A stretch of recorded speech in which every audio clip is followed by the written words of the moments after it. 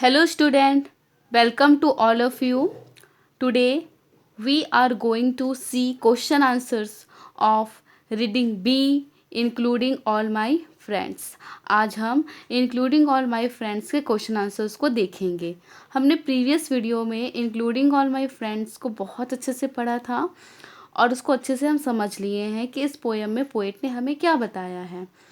अगर कोई बच्चे इस पोएम को नहीं पढ़ पाए होंगे तो मैं ऊपर आई कार्ड में इस लेसन का लिंक डाल देती हूँ. आप उसे टच करके इस वीडियो को, इस लेसन को, इस पोएम को समझ सकते हैं, है ना. तो अब हम आगे बढ़ते हैं और हम देखते हैं इसके क्वेश्चन आंसर्स को. So first question is tick the correct alternative. Means यहाँ पर आपको क्वेश्चन पूछा गया है और उसमें 3 ऑप्शंस हैं. आपको जो करेक्ट ऑप्शन है उसको टिक करना है. क्लियर. तो first question is I like to play with my friends, they like to play with me. Who are I and my friends. I like to play मतलब मुझे उनके साथ खेलना पसंद है और उनको भी मेरे साथ खेलना पसंद है. तो यहाँ पर आई कौन है और माई फ्रेंड कौन है, आपको ये बताना है. तो आप जानते हैं क्योंकि मैं लेसन जब समझाई थी आपको मैं अच्छे से बताई थी कि who are I and my friends. तो हम ऑप्शन को देख लेते हैं कि इसके ऑप्शंस क्या है. ओके, तो ऑप्शन है first poet and his relative. Second option है a disabled child and his friend. And C option है the boy and his classmates. तो इसका करेक्ट आंसर क्या है, disabled child and his friend. ठीक है, तो इसको आप टिक कर लेंगे, disabled child and his friend. Now second question is what did the bad guys do. जो बुरे बच्चे थे वो क्या करते थे. तो वो क्या करते थे, फर्स्ट ऑप्शन दिया हुआ है played and talk to us, B said bad words about us and C said that they are our friends. Played and talk मतलब वो खेलते थे और हमसे हमारे साथ बात करते थे, बुरे शब्द कहते थे और वो कहते थे कि हम उसके फ्रेंड हैं. तो उसका आंसर भी आप जानते हैं. इसका आंसर ये है कि जो बुरे बच्चे थे वो बुरी बातें करते थे, बैड वर्ड्स बोलते थे ना. तो इसका आंसर क्या होगा, सी. ठीक है, सेड बैड वर्ड्स अबाउट अस.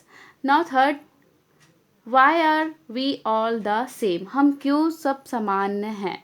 तो इसका आंसर भी आप जानते हो, because we all are human beings. Okay, तो you can tick C number. We all are human beings. So this is the 3 optional question. ये इनमें से एक क्वेश्चन तो डेफिनेटली एग्ज़ाम में पूछा जाता है, तो आप इसको हमेशा याद रखेंगे कि we are all human beings, said bad words and disabled child and his friend. ये ऑप्शंस को बिल्कुल याद रखेंगे, है ना. नाउ सेकंड क्वेश्चन है tick the correct statements about the poem. Why may choose more than one option. ठीक है, हमको क्या करना है, इस कविता के बारे में यहाँ पर स्टेटमेंट दिया हुआ है. स्टेटमेंट मीन्स कथन दिया हुआ है और जो स्टेटमेंट दिया हुआ है वो पोएम में बताया गया है कि नहीं. जो बताया गया है उसको आपको क्या करना है, टिक का मार्क लगाना है. तो फर्स्ट ए में है statement everyone should be treated alike. हमें सभी के साथ एक जैसा ट्रीट करना चाहिए. तो ऑफ कोर्स हमें करना चाहिए. तो ये आंसर क्या होगा, करेक्ट. इससे हम क्या करेंगे, टिक.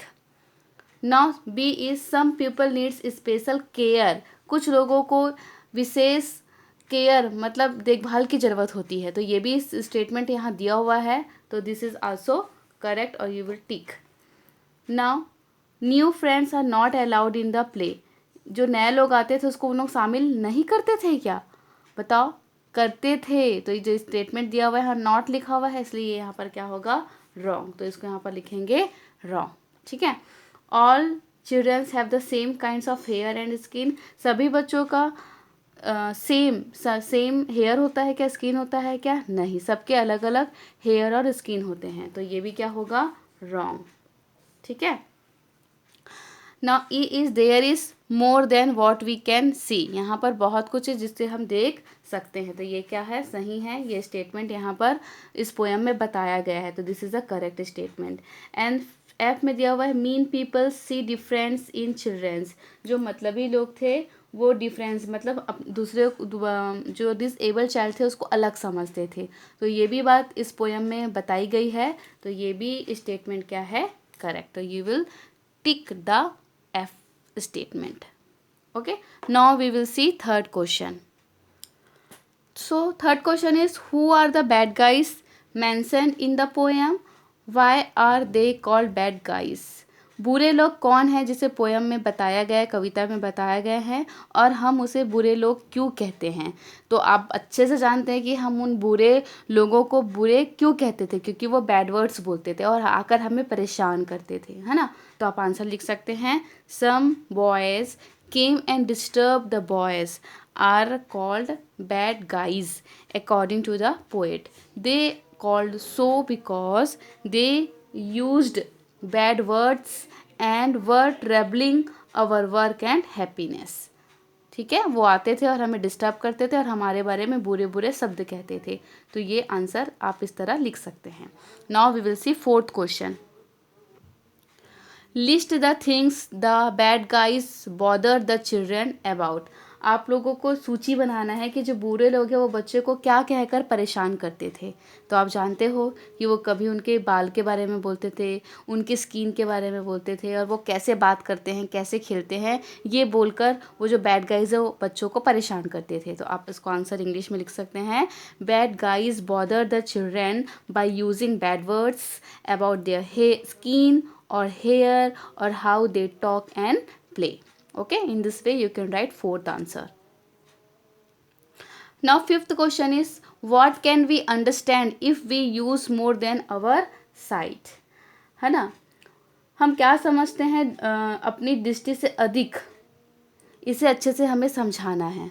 तो आप बता सकते हैं, if we use more than our sight we can understand that if we are together we get more pleasure, more play and more happiness, है ना। अगर हम अपनी दृष्टि से अधिक देखते हैं तो हम समझ सकते हैं कि हम साथ साथ हम अधिक खुशी रह सकते। टुगेदर मतलब साथ, हम एक साथ बहुत, प्लेजर मतलब खुश हो सकते हैं, मोर प्ले ज़्यादा खेल सकते हैं, अधिक खेल सकते हैं, और मोर हैप्पीनेस मतलब ज़्यादा खुशियाँ या प्रसन्नता प्राप्त कर सकते हैं। तो you can write this fifth answer like that.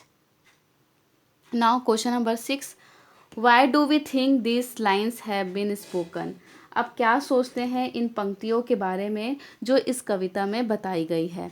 तो यहाँ पर 6 क्वेश्चन के अंदर 5 सब क्वेश्चंस पूछा गया है। तो जैसे फर्स्ट इसमें है, we didn't want to hear their words, हम उनके बातों को सुनना पसंद नहीं करते थे। तो क्यों पोएट ने इस लाइन को यहाँ पर इंक्लूड किया है? तो उसका मतलब क्या है? आप क्या समझते हैं, क्या सोचते हैं? तो हम सोचते हैं कि जो स्पीकर है वो did not like bad words, कि जो वक्ता है वो उसको जो बच्चे बुरी बात कहते थे उन्हें सुनना पसंद नहीं था, है ना। इस लाइन का मतलब ये होता है। Now second, we know that they are not right, हम जानते हैं कि वो गलत है। तो इसका आंसर क्या है? टू स्पीकर्स एग्जामिन एबिलिटी, कि जो वक्ता है ना वो उनको परख लिया कि वो बुरी बात कह रहे हैं, कि वो अच्छे बच्चे नहीं हैं। Third is, some need a special tube to breathe, कुछ बच्चों को, कुछ लोगों को स्पेशल ब्रीथ की ज़रूरत पड़ती, स्पेशल ट्यूब की ज़रूरत पड़ती है सांस लेने के लिए। तो यहाँ पर स्पीकर उसके लिए टू सिंपैथी, आप लिख सकते हैं टू सिंपैथी मतलब सहानुभूति दिखाता है। स्पीकर जो वक्ता है वो बच्चों के लिए क्या दिखा रहा है? सहानुभूति। If we use more than our sight, अगर हम अपनी दृष्टि से ज़्यादा देखते हैं तो यहाँ पर स्पीकर कहना चाहते हैं कि to speaker optimistic and far vision, कि वो दूर तक सोचता है कि अगर हम ज़्यादा बच्चों के साथ खेलेंगे तो ज़्यादा खुशी होगी, हम खुश रह सकते हैं, अच्छा खेल सकते हैं, ये यहाँ पर शो कर रहा है। And the fifth is, they only look skin deep, ये जो स्टेटमेंट है they only look skin deep, कि वो सिर्फ लोगों के ऊपरी त्वचा को देखते थे, बच्चों की ऊपरी त्वचा को देखते थे और उसका मजाक उड़ाते थे। तो यहाँ पर हम कह सकते हैं कि यहाँ पर संकुचित दिमाग वालों के बारे में बताया गया है। नैरो निथेंड मतलब संकुचित, जो बहुत कम सोचते हैं, है ना, वैसे लोगों के बारे में यहाँ पर बताया गया है। Okay, so this is the 6 question answer, this is the 6 question answers of this poem including all my friends. I hope सबको क्वेश्चन आंसर समझ आ गया होगा। So you can write this question answer in your copy. आप इसको अच्छे से याद कीजिए। इस पोएम से मोस्टली क्वेश्चन पूछा जाता है।